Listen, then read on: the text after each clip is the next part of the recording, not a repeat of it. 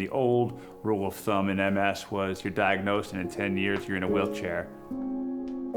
In 2009, November 2009, I was training for the Florida Ironman down in Panama City, Florida. So I went into the race, and the swim was a 2-loop swim. I came out of the first loop to run across the beach to start the second loop, and couldn't feel my legs. They cramped up, and I hit the beach, fell down, and just assumed it was from the swim.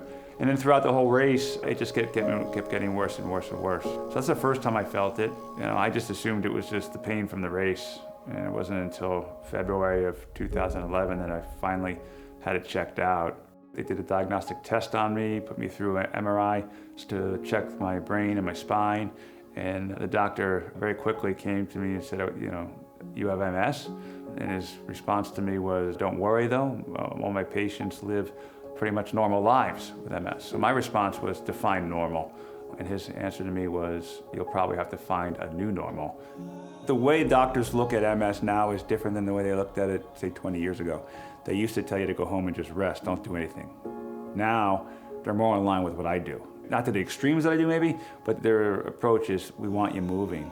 For me, that's kind of where my mantra, which is every step beats MS. It sounds like a physical step, but it's not just, it's a thought. It's trying to move as much as you can to improve.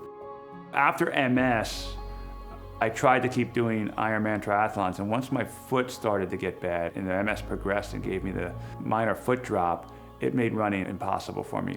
Since I couldn't run, I compensated that with cycling, and that got me into the really long ultra distance type training. When COVID hit and lockdown came down and we couldn't ride together with anybody else, I decided I was going to social distance by doing long rides. I did 1 or 2, and then I did a third one, and before I knew it, I had probably 4 or 5 100+ mile rides in a row over those weekends.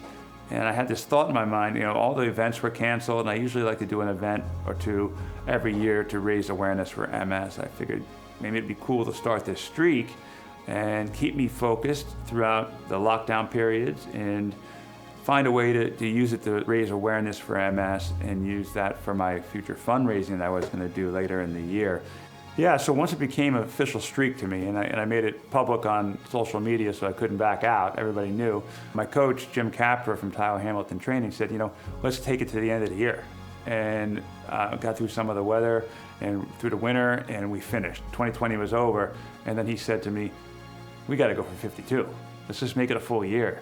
And of course, it didn't take any convincing for me, and I went, yep, let's do it. It became 52 was the number, and hopefully I'll stop after that. I try and post after all my big events with real kind of inspiring messages and happy looking pictures at the finish of the ride, and I get feedback from people telling me that I've inspired them and that you don't know how many people you inspired, and some people come back to me and start asking questions.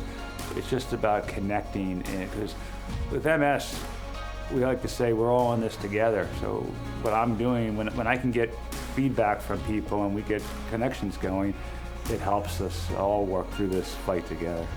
You're out there and you're hurt, there's someone else that might be hurting more than me, or I can help them get through something, so I show them I did it, it's great. I've had people that I check in with and I wake up, I don't feel like working out, and I look on Twitter or Instagram and someone's over in the other side of the world and they've done their workout already. I'm like, oh, okay, I can do it too.